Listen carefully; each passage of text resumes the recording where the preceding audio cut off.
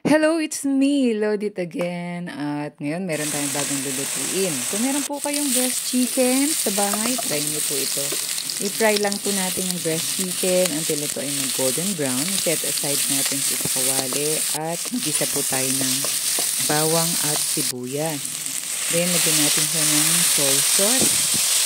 Haluin at, sorry po, hindi ko na ipakita sa video, naglagay po ako ng ground pepper. Sunod na natin yung carrots, yung bagu beans, at yung tangkay ng bagu petchay. Kapag hiniwa ko talaga, hiniwalay ko siya para hindi masyadong maluto ang dahon.